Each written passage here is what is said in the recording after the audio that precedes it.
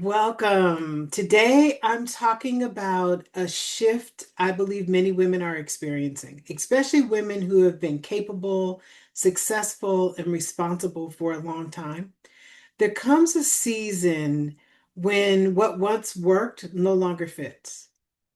And I think many of us have been there. So I want to welcome you to the Conjure Room, and that's where we're going to begin today's Conjure conversation. I'm Dr. Monique, and today we're talking about when external authority no longer is enough. External authority is no longer enough. The strategies may still look and sound great. The path may still make sense to other people. They're looking from the outside and they see it and it makes sense to them. The work may still look very respectful from the outside, but inside, something for you has changed. It no longer feels fully true and feels like it's something that's really yours anymore. And that can be deeply unsettling. It can be a place that is very confusing, especially if you built much of your life through external authority, which most of us have. Many women, we've been taught to trust external authority, the grades, the credentials, the promotions, the advice, frameworks, systems, methods, education. Those things can help us build real success, but they also train women to keep looking outside, right? Outside yourself for confirmation of what's right, what's valuable, and what is going to come next for you. When I felt something was changing for me and something was starting to emerge from me, that's what I did. I looked externally. I used what has always worked for me. I looked in course catalogs because I was thinking maybe I need to go back and get a different degree. I looked at what other people were doing and thinking, okay, maybe there's something I'll find in there. I went to seminars, I listened, I worked with career coaches. And this was all after I had completed my construction management engineering degree and after I had already worked in the industry for 10 years. And I just knew something was changing, something was emerging, but I couldn't really put my finger on what it was. So a season comes when external authority is no longer enough. This is where many women really begin to feel confused because, like I said, we're working with that external authority. We're doing what has worked for us. And it isn't because we're not capable, but it's really more because the guidance now needs to come from a different place. We need a place where the guidance is more aligned with our soul and it speaks to us on that level. The old systems can't fully answer what's really trying to emerge. They just don't work anymore. Not for where you are now, not for what's coming up for you now. And this is when intuition starts to get louder. And many of you may have experienced that. If you're experiencing your intuition getting louder, just put a yes in the comments. Your inner knowing starts to get stronger. You start feeling it more and more. The ancestors begin nudging you toward what is already living right inside of you. Yeah, it starts nudging you. Yana says yes. Bless says yes. Absolutely. That's what we experience. The shift from external authority to ancestral and inner guidance and inner authority is major. It doesn't mean that you're rejecting the wisdom, the strategies, the education, and all of the experience that you've had up until this point. What it really means is you're recognizing that what is trying to come through now must be identified through a deeper kind of listening and deeper kind of guidance. And that's where ancestral gifts and medicine actually really matter. This is where your ancestor stories become so important, important enough to identify and to heal so that that medicine can flow through you much easier. This is a moment when you stop trying to force the next steps. This is where you stop looking for external authority and you start shifting in to recognize what's emerging. You start to realize you're being guided towards something bigger.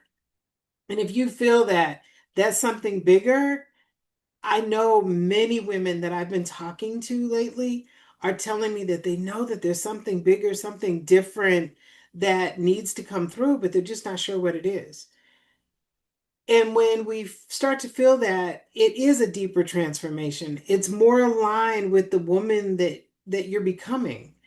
Something that feels natural and comes with ease is what starts to come through when we start to look at what is our inheritance, our gifts, our medicine, our wisdom. When we start looking from that place, that's when things start to become easier.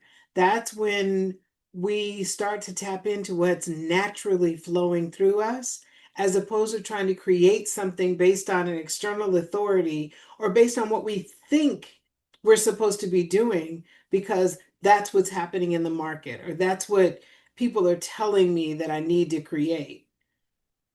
And when what you're being told or what you're looking for or what you're listening to, when that starts to feel out of place, you know that there's something else that's emerging that can't be identified by those sources.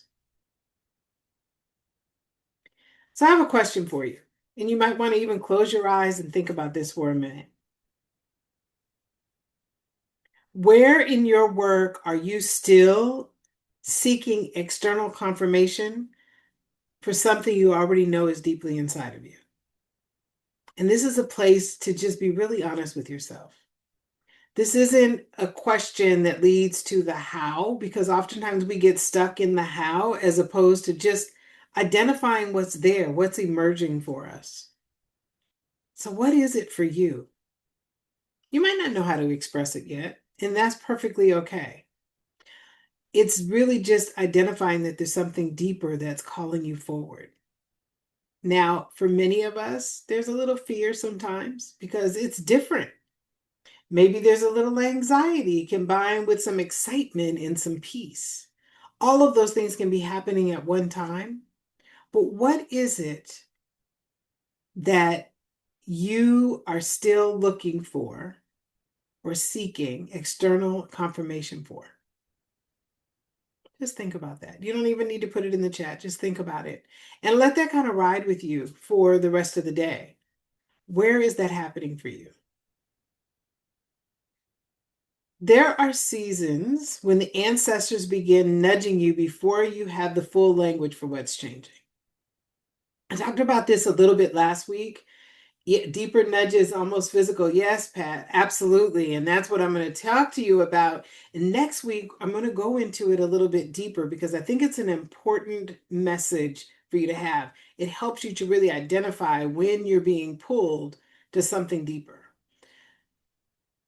So what happens is when those nudges begin, they're often at first kind of quiet. They're subtle. A little restlessness, a growing discomfort with what used to fit and feel right, a loss of peace around work that made sense to you, just a subtle shift in how you feel when you wake up, when you're at work, or when you're thinking about what's coming next for you. Nothing may look wrong on the outside. Everything may still be functioning, still producing, still doing what you know how to do, but inside, something is starting to move. And that's often the first nudge that comes. It's that subtle, soft, quiet. And what happens is when we ignore the guidance, the nudges become harder to miss. A role that we have stops fitting, doesn't work right. Job changes, or even losses. A relationship begins to shift, or many relationships around you begin to shift. They're no longer a good fit for you, or something is happening with you that others are actually seeing, consciously or unconsciously. The old way of making decisions start to break down for you. And you begin questioning what you've built even when you're feeling grateful for it. So it's not like you're not grateful for what you've created, but you're starting to question it. And as I said, I'm not going to teach on that fully today because I really want to give that some time next week. But I wanted to bring it up because it's often where women start to feel confusion or instability, or they're feeling like maybe they just haven't gotten it right. I don't see it that way. I believe that for many women, it's guidance that's trying to come through them, and it's become harder and harder and harder to ignore. And like I said, at some point, I want to come back to this teaching. And actually, I'm going to come back to it next week. I got to thinking about it and the ancestors. I always check in with my ancestors before I do these, and I channel the messages that they feel need to come forward at this time. And that wasn't one that was actually on my radar, but more and more is coming up. I had even had a dream about, the nudges and the things that people experience. And I started remembering when that was happening for me. So next week, I decided to put that in, and something else that I was going to share next week. We'll push off to the following week. But next week, we will talk about those nudges, how to recognize them, what they often mean, and how to respond. So that means you want to join me next week for that. Yay. So this is the part of the work that I do inside Conjure Sovereignty. This is what I do. This is how I help people. I help you to identify what's emerging inside of you. What is the work that is trying to come through that hasn't fully materialized yet? And we do that by connecting with the ancestors to recognize what are the ancestral gifts that have been passed down to you? What have you inherited? What is that natural medicine that's flowing inside your blood and bones? What is it that the ancestors have perfected and now they're passing to you to carry forward? What is it your soul wants you to deliver? That's what we work on. What we also look at, oftentimes, there's some stories that are coming up, some ancestral stories of fear, of lack, abandonment, betrayal, and many others that can come up that start to interfere with your ability to fully embody the medicine that is already inside of you. So we work on clearing those ancestral stories. And then we look at what is it now that you want to bring forward? We know what the medicine is. We've cleared those ancestral stories. And now there's something for you to bring forward. And it might be new work. It could be a new way of leading. It might be a legacy project that you've been interested in doing. It might be some way that you want to contribute to the community. It may be your own healing modality that you want to create. We look at how we can create any of the things that you want to create based on understanding what that inherited medicine is and how to connect with the ancestors for guidance and support along the way. Because you have a whole team of ancestors that are working with you that may not be able to get through to you and share the messages with you because there's some interference from those old stories that they've collected along the way that are getting in the way and interfering with your ability to hear them. So in Conjure Sovereignty, we really look at all of those. We look at that medicine, we identify what it is, we connect with the ancestors to get a clear understanding of it, and then we clear those stories, and then we create something powerful, while also helping you have a deeper relationship with your ancestors. Anastasia, one of my clients, came from a family that really believed and respected that the best paths in life were through medicine and law. That's it. No other options. So she felt the pressure from her family and she became a doctor. But she had a love for music and she was an accomplished musician. In fact, she minored in it in high school and in college. And still, she just decided after she became a doctor that she wasn't going to let go of the music, and she tried different ways of expressing it. She carried it with her because some gifts absolutely just don't leave you. They stay with you. If these are the gifts that the ancestors have passed down to you, they don't leave, they stay with you, even when they're not fully understood. You may not fully know what they are, but they're with you. They stay close and they keep pressuring until the right season comes along for you to utilize them. I connected with Anastasia's maternal line. We connected with the great, great, great, great grandmother. She came forward and began humming, and I heard this beautiful sound coming from her. It was soothing and peaceful and comforting. She showed me that she was doing this just around other people. She had other people gathered around her, and she was just humming. And that moment for Anastasia changed everything. Her ancestress made it clear that Anastasia's connection to music wasn't random. She carries a gift for healing through sound and music in her voice that she didn't even realize. She loved to sing. She loved to write music. She loved singing to her children. She enjoyed singing in her community choir. But she didn't realize that her voice was healing.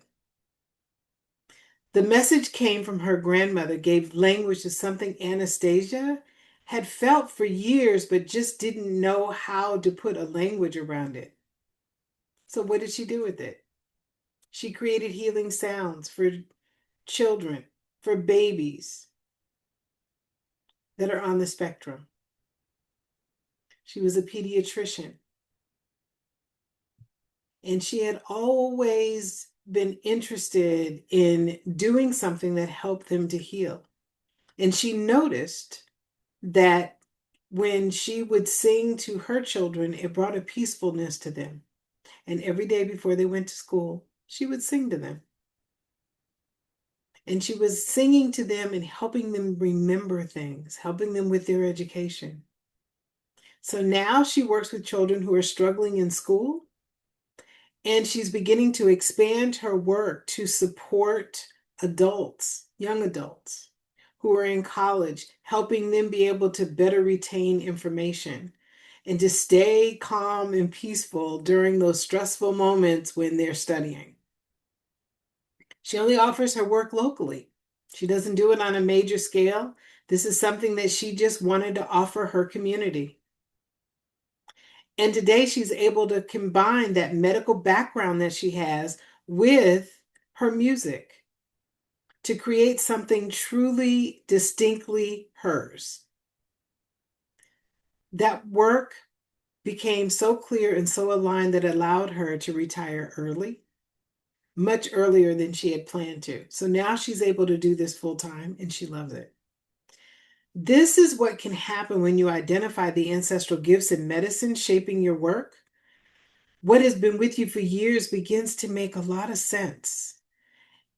What felt difficult to name now becomes clear. What is trying to emerge can finally be recognized, trusted, and given some type of form like it did for Anastasia. So if you know something is emerging in your work and you're ready to bring it forward, and you know that you can no longer just sit on it, you just need to bring it forward. That's the kind of work that I help women do. And I am so passionate about doing this because I believe that when every woman is working with the gifts that she has been born with, that live in her blood and bones, that are a part of her soul work, that is when we can truly have some healing, not just locally, throughout the entire world.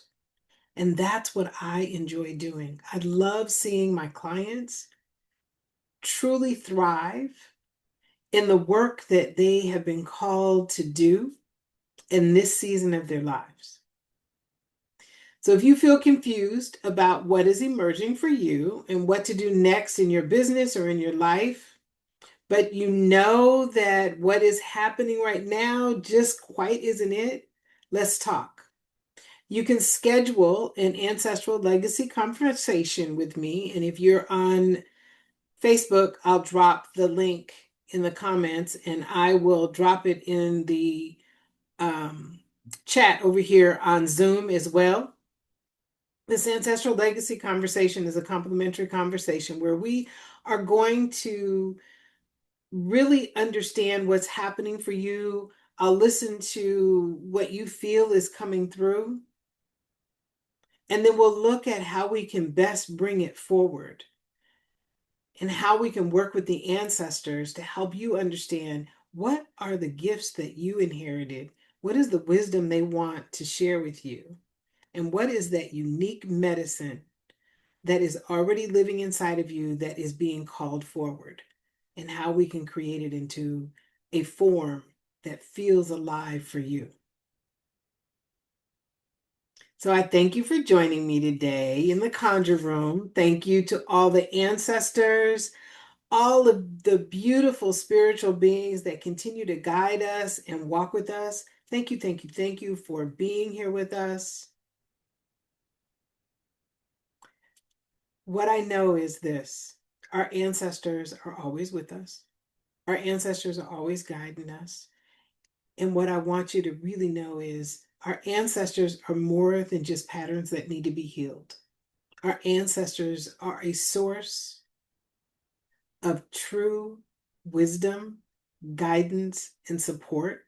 They can open pathways where we thought were closed. They can bring us the people into our lives that we didn't even know existed. They're powerful. And when you build a beautiful connection with them, that's when things begin to shift for you. So this season that you're in is calling for a different authority. It's calling for inner authority and guidance from your ancestors, your spirit guides, and your soul.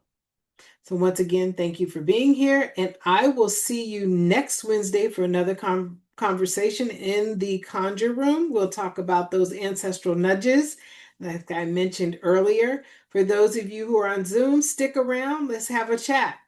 For those of you who are listening on Facebook, please, if you want to join us in the Zoom room, I would suggest that you type Zoom in the comments and I'll send you the link so you can join us live next time. And for those who are listening to the replay, make sure you subscribe and join us every week. Thank you again, and I look forward to connecting with you next week. Bye for now.